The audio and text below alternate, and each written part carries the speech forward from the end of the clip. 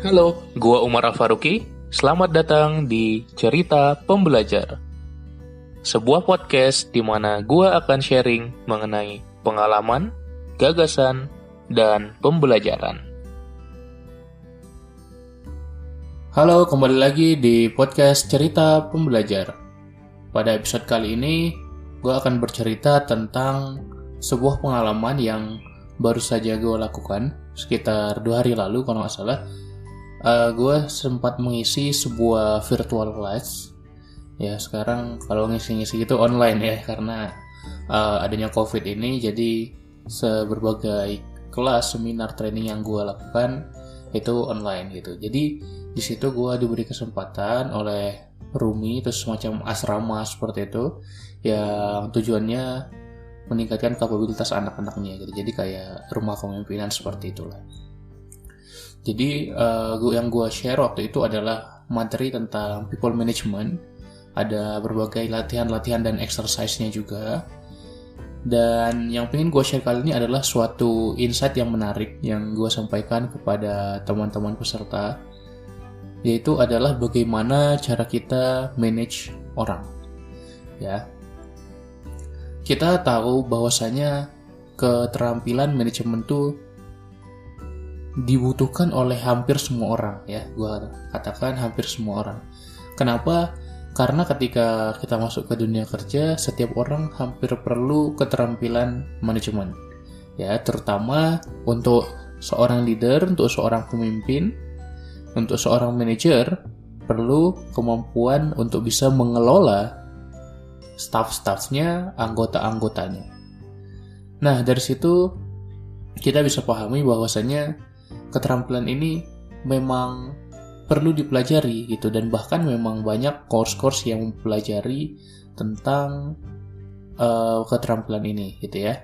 Dan kenapa justru orang-orang yang bisa mengelola orang, bisa manage orang justru di atas dari orang-orang yang mungkin keterampilannya hanya sebatas skill teknis saja. Gue nggak bilang skill teknis itu jelek, skill teknis itu kalah dengan skill manajerial, enggak.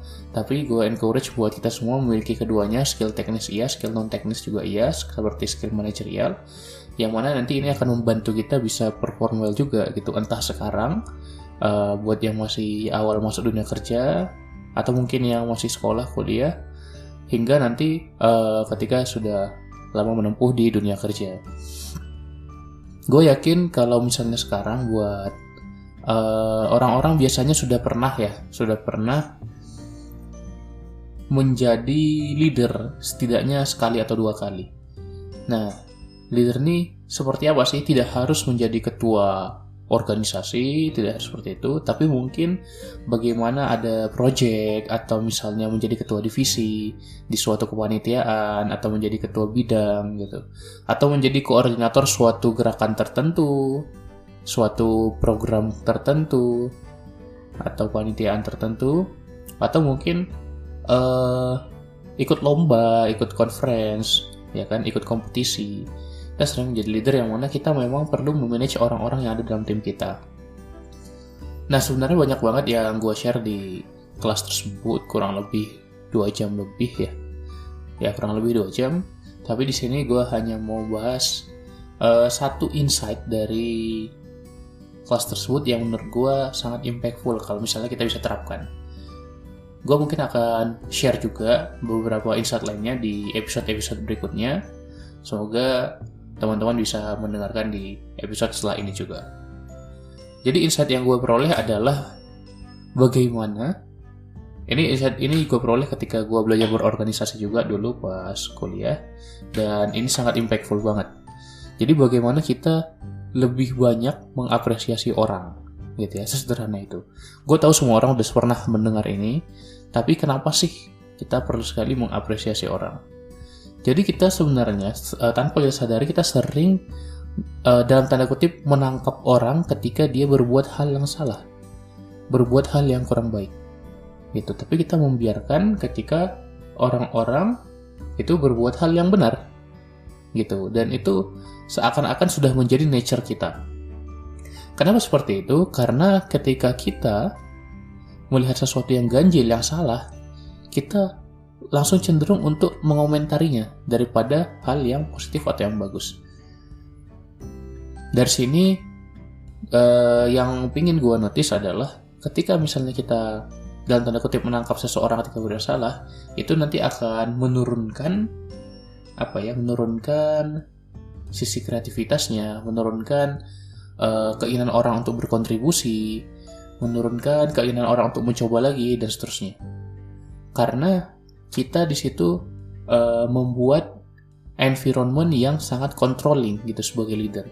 Jadi contohnya seperti ini. Jadi misalnya kita suruh anak buah kita ya, dan kutip anak buah untuk melakukan berbagai hal-hal yang seharusnya dikerjakan gitu kan. Kita suruh tugas A, B, C, D, E dan seterusnya. Kemudian dari situ kita lihat, oh ini kamu kok salah nih bagian sini, salah.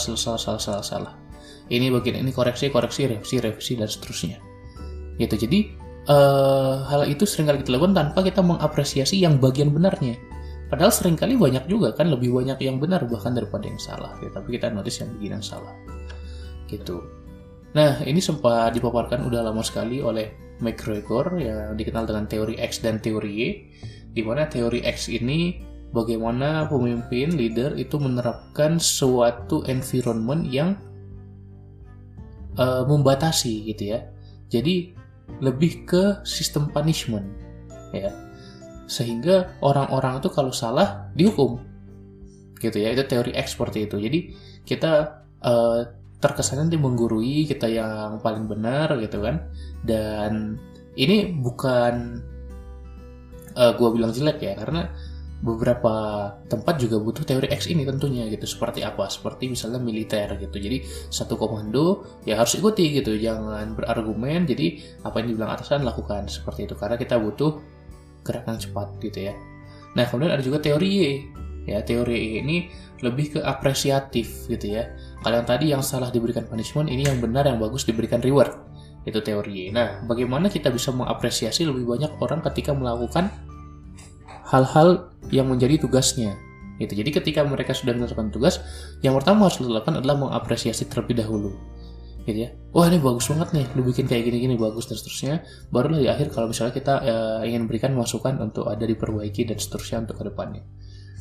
Gitu. Jadi kalau misalnya dalam suatu kerja tim, alih-alih kita, wah nih, kamu nih kok salah mulu dari kemarin gitu. Kenapa masalahnya gitu. Jangan seperti itu gitu. Itu diminimalisir.